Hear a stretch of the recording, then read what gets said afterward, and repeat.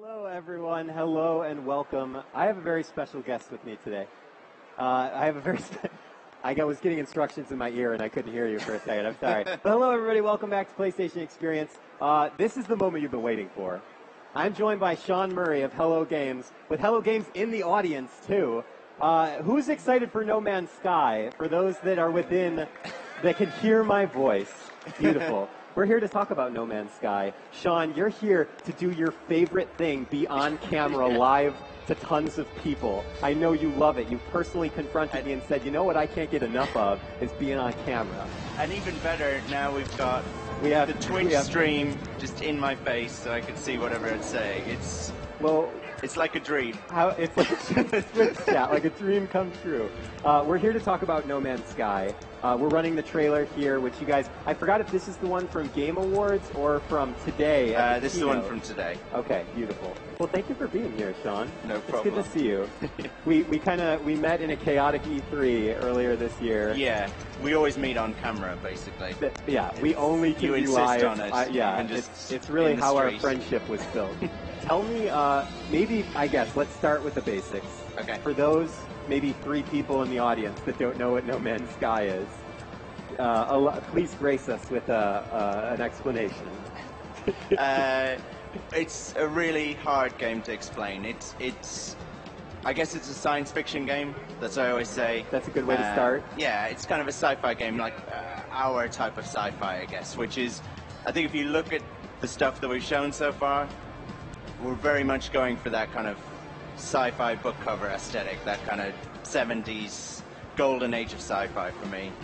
And it's a game where you kind of aren't limited, so you can be stood on a planet and see like a mountain in the horizon and go there and climb that mountain. Yeah. And then from that mountain you can see like a planet hanging on the horizon, and that's, to me, like it's a real place.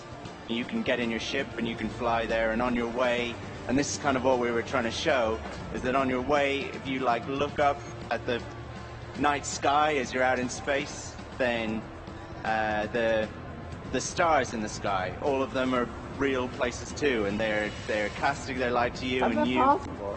It sounds like you're just lying to me right now in front of all these people here gathered in the Twitch chat, which is just, there's so many emoticons. I can't pay attention to Twitch this. chat is really funny. Yeah. Hi, Twitch chat. That's amazing, dude. Wait, the ambition of this project makes me think that you're just connected to a bunch of wires in the office. They're all just coming off of your skin, and you're just programming that way through some sort of telekinesis. And then I've just been disconnected from them all, and and that's why you love being on camera, because it's your one reprieve from that. But so in both trailers that you guys showed this weekend, or Friday and today, there was kind of some cool things like what we're seeing right here, which is kind of a galaxy view, the system view, which is just amazing. Do you want to talk a little bit about how this kind of is incorporated into the game? Yeah, so at any point you can just press a button and then it will go to the galactic map. There we go. And sorry, I didn't know the verbiage. And then from there you can select other stars to jump to if they're close enough. For our video we kind of cheated a bit and said you could jump to anywhere. You heard it here, folks. And that's what we're doing cheated. When we're demoing it and stuff. That's what we're doing at the moment, just to show people how free it is, because otherwise they might think, oh, well, you just made that planet, or you just made that one, or whatever. So the fact is you can go to any of those hundreds of millions of stars, select one, and weirdly, when I do that, and when I fly around randomly like that, I don't know where I'm going to go. Right. So it's like the most terrifying thing to demo in the world. I genuinely don't know when I press the button what I'm going to see, which is horrific, but also exciting. Oh, go ahead, sorry. Go on, keep going. No, so the thing that you use that galactic map for is to kind of find your way around, and you're trying to, for most people, they'll be trying to journey to the center of the galaxy. What we wanted to show, I guess, especially what we showed today, was just how big that is, and we still didn't even really have enough time to do that, but it kind of, to me, it's like a little bit mind-boggling even to me to look at it and just see how many stars just fly past you, you Yeah. know, as you're pulling out, and you kind of picture, when you think of that pull out, you picture it being at one scale, and then you realize that it's just so much bigger than that. Now. Just the possibilities within that are really exciting for me. So I'm curious, honest question.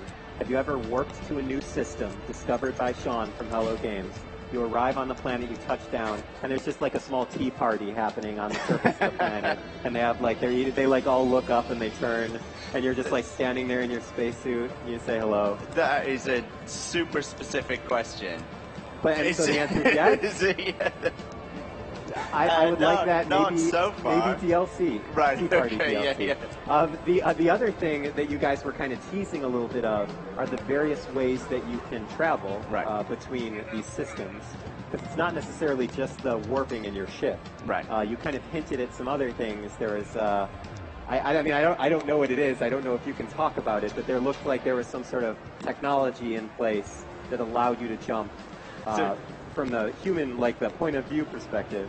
Yeah, we don't want to spoil it, I guess, and we want people to put their own interpretations on things. But I guess in my head, it's like, you know, it's alien technology, right? And we wanted to show off, I think, the more alien side of things. Like, it's like we're easing people into No Man's Sky. So when we showed it first, we always showed kind of like fish and things that look like sharks and things that look like deer and dinosaurs, because we wanted to choose planets specifically that had those things because we wanted people to feel comfortable and understand what the game was. Because actually you can go to some planets and you can be underwater, but it doesn't look like underwater anymore because the creatures don't look like fish, and water can be made of things other than like water, you know. So that could be confusing for people, and so we tried to stick to things that were more grounded. Slowly we're kind of peeling that back, and we're letting people see a little bit more of the kind of more alien creatures, alien buildings, technologies, things like that that are created. You know, you see that in those kind of weird flying creatures. You know, and somebody was asking me what those were, and like the reality is I don't know. They're just a creature. They're beautiful flying creatures. Yeah. I don't think we should label them. I think they should be. Well, that is genuinely, somebody will find them, and then they will get to label them, and that's kind of cool. Cool. All right, so I'm still trying to wrap my mind around. One of the things actually that I've heard you mention before, and as you just mentioned earlier, was that you guys, your team kind of suspects that the player populace will work its way towards the center of No Man's Sky. Is there can you talk about how that's directed? I mean, with a game that's so kind of being created as people explore and play, how do you direct them sort of towards the center? So, if people don't want to do that, then they don't have to at all. It's totally about people being able to express themselves, play the game whatever way they want. And I like that. I like that it's kind of an experiment, you know. But there are reasons why it would naturally happen. So, like, you start off with a ship. It's a very basic ship. What's the ship's name? Well, we might start people off with different ships. We don't know. But I can name it? If you discover it, yeah. Okay, perfect. So it can be the Free Willy. Perfect. All right, keep going. That's specific again, yes. But yeah. Okay. So, and you can go and find a tea party in it. Perfect. I'm sold. You search the galaxy for tea parties. I've lost my train of thought after that. I'm so sorry. You start off with a really basic ship on the outside edge of the galaxy. So for most people, they would like a better ship. Better ship, you will be able to warp further. You will have better weapons. You will have perhaps a bigger cargo space if you're a trader or something like that. So you'll want a better ship. There aren't that many good ships on the outside edge of the galaxy. Okay. Right, so that's one reason you might travel. As you traveled, you might find that things were becoming more and more dangerous, because that's just naturally something that happens towards the center of the galaxy. So you'll want better weapons, you'll want a more upgraded suit, which is what you have down on the planet. You have a weapon with you on the planet, so you'll want to upgrade those things. And those upgrades are generally more towards the center. you can gather resources. Those resources will be worth more at the center. Ships will be more expensive at the center, but they'll be better and more capable. So you're going to need those resources. You're going to need to do things that are more worthwhile, and that naturally drags you on that journey. But you don't have to go on that. That's just kind of, it's just one way to play the game. One of many ways, it sounds like. I mean, you guys have really put a lot, you put worlds into this game. And I'm assuming your team fully expects people will explore those worlds, perhaps to, on one planet to its entirety. Yeah, I hope so. I mean, I think we've sort of failed if somebody doesn't boot up the game and just explore the planet that they boot up on. Like they just leave their ship and they're like, I'm just going to walk the rest of the way. Yeah, absolutely. What could go wrong? I want to see that Twitch stream where somebody just says, I'm going to walk around this planet, and I think that will be cool. I don't understand that person, but I'm like glad that they exist, sure. And I will probably watch that stream kind of sort of fascinated. Yeah. And then you'll get back to your cyber chamber and coding the game. Yeah, infinitely. What else do you kind of either hope for or expect from the community once this game is in players' hands? Like, honestly, sometimes that's the terrifying thing. Like, we don't know how people will play it. I kind of expect, like, spokes to form. That's kind of what I think will happen, that people will start exploring on a route towards the center of the galaxy, and then other people will be drawn towards that route. Okay. Because naturally things have been discovered there, so they know more of what they can see and what they can find. So I think that will happen, and some people will go to those, will gravitate to those kind of spokes towards the center and follow that path. And then other people will kind of have the opposite mentality and think, I just don't want to be where anyone else has been, and I'm kind of an explorer, a frontiersman or whatever, and I will go to where there's, where no one's ever been before. That's kind of how I hope it'll happen, but I have no way of knowing. People might decide not to explore at all. Everyone might head to the same spot. I don't know, and that's kind of, I'm cool with that. Like, it's scary, but like that's interesting too. Okay. Now let's say No Man's Sky releases at an undisclosed time, and you as a player, you embark on your own journey, because I'm sure you will also be playing as well as continuing your work. What do you see yourself doing? I kind of want to know what Sean Murray's game plan is once you boot up. So when we have people playing it now, the tendency for people to think is that they want to be a trader, actually, and I always find that weird. A lot of people want to be traders. There's a lot of focus in people thinking about the game as an explorer or whatever. I tend to be more on the, like, combat side of things. Okay. And I enjoy that side of the game, which is actually in some ways quite arcadey. And that's me. I'm just that person. But the reality is, when I see myself playing through, I think a good analogy is like Han Solo kind of thing, right? Perfect. So a little bit of a trader, a little bit of an explorer. Right. Fights when he has to. A lot of charming. Well, yeah. Yeah. Let's just be honest. Yeah. Any shot first. That is the part that comes naturally. That's obviously. what I've heard. Yeah. and your team on No Man's Sky is very small. Yeah. You're a small independent studio. It's in where I forgot, not in Guildford. London, right? It's Guildford, yeah, okay. where everyone is, Media Molecule and Supermassive, and we know those yeah. guys. What may I ask what it's like for the team to kind of wrap itself around such an ambitious and core design that, as you kind of say, is... I don't know, they're right there. They look fine. They're smiling. They're alive, which is really the best sign. So we all flew out together. There used to be just 4 of us working on it in the early days. Now there's more. Right. We still, like, everyone flew out and they fitted across, like, The an whole airport row, basically. We used to be just in the center bit, kind of thing, for the full sides too. So it's a pretty small team, and like these last few weeks in the build-up to this have been pretty crazy, but we had a lot more than we wanted to show, and we wanted to show people.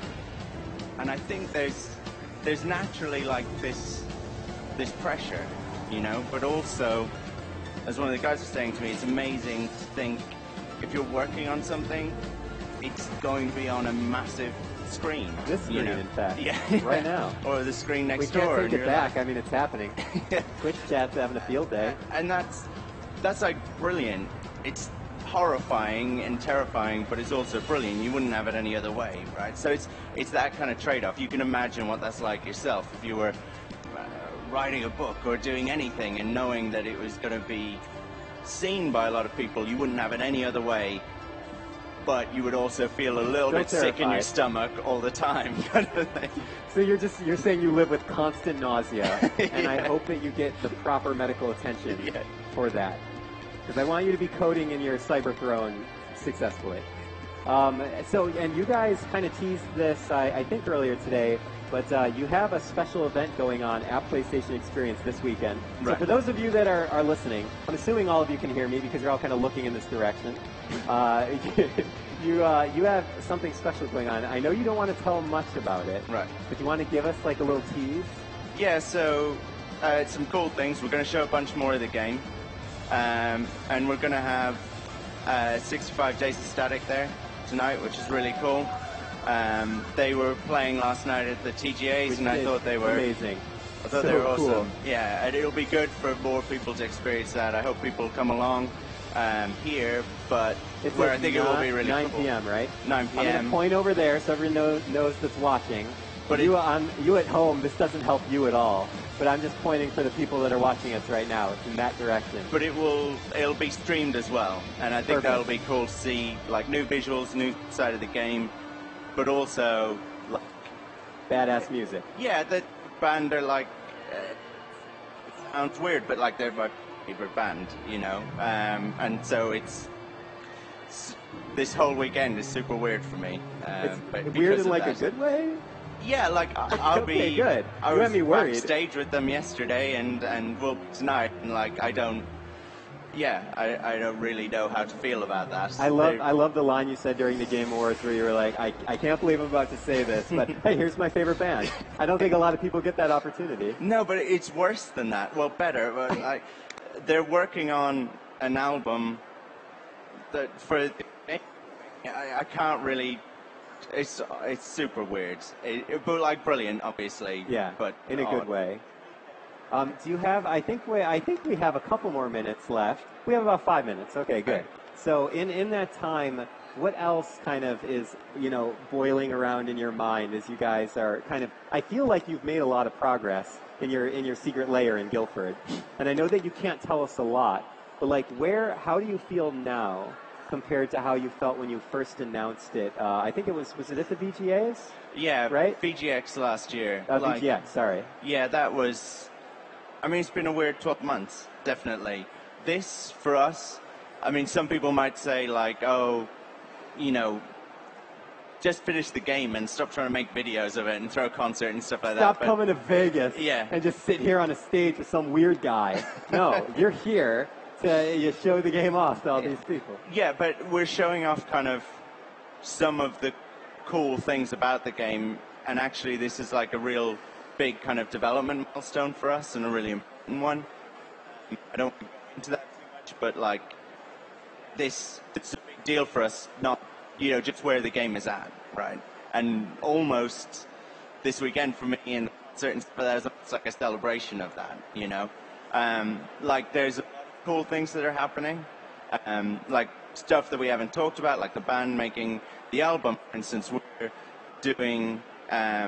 We're going to use that album. Like a few people have asked, how does that work in this game? This game is so huge, and you can play for so long that it makes sense to just have a few tracks to play over and over. So we're kind of going to dismantle that whole album and use it like generatively and play it back in really kind of new ways, basically. So not only will you be like landing on your own planet and having We're fixing your mic, by the way. Please keep going. It's supernatural, and no one saw anything. It was flawless transition. Please continue. No, the idea with the album that we're making is that it will be kind of deconstructed. We will just rip it all apart and then we'll play it back generatively, and we have some of that working already. And it will mean that, like, when you land on a planet, not only will that planet, if it's never been discovered before, it will become, you know, an aesthetic that's never been seen, and we've shown off just how kind of weird and alien things can be. That will be your own discovery, but also not just what you're seeing, but what you're hearing. The soundscape will be, you may well be hearing a track that, like, no one else has ever heard. And that's super exciting for me, for somebody to capture that on YouTube. It's just so interesting and like different, and for the music to hopefully suit what's going on in the game. We're using parts of how the terrain is built and parts of how the creatures are built and things like that to fuel what it will sound like, which sounds really weird. This is blowing my mind a little bit. I didn't know any of this. This is crazy. So that's an intensely intimate exploration then. If you're landing on this planet, you're not only getting a visual that no one else may have ever seen, but also audio. And it's not just that, like the creatures, you know, I was talking about development-wise, like in the background, all the creatures, we haven't had this before, but all the creatures that you hear in the stuff that we've done, like over the last few days, yeah, the beautiful those are dinosaurs. They're procedurally generated, so creatures have their own voice now, and like they will look different, but they will also sound different, which is really cool. It's really interesting the way we're doing it. I mean, it sounds like No Man's Sky is just going to come shipped on 50 Blu-rays because there's I don't know how you fit all that content. Well, that's the cool thing about it, is that it'll actually be quite small. You know, originally we thought it would be really small. 50 Blu-rays. Well, we thought it would fit on, like, you know, practically a floppy disk or something like that, because that's bonkers. Everything was going to be procedurally generated. But as we go through, there's certain things that you have to have, certain, you know, audio things that you have to have. So it does grow, but it will be, in terms of downloads, it'll be a reasonably small game. Wow. Because nothing's actually, like, of the terrains that you see when you see us flying through a planet, that is all being generated on the fly, right there and then. And then as soon as you've gone past that bit, it's just thrown away. You know, it doesn't exist on the disc. It doesn't exist on your PS4. It doesn't exist in the cloud or anything like that. It's just happening there and then carelessly ejected, basically. just vacuumed into space. Well, we are now out of time, but I want to thank you personally and also on behalf of all the folks that came here to listen to you guys. I mean, you people are excited for No Man's Sky, right? It sounds, yes, there's some cheers here. I want to thank you. I want to thank the Hello Games crew, and best of luck to you guys as you continue. Cheers. PlayStation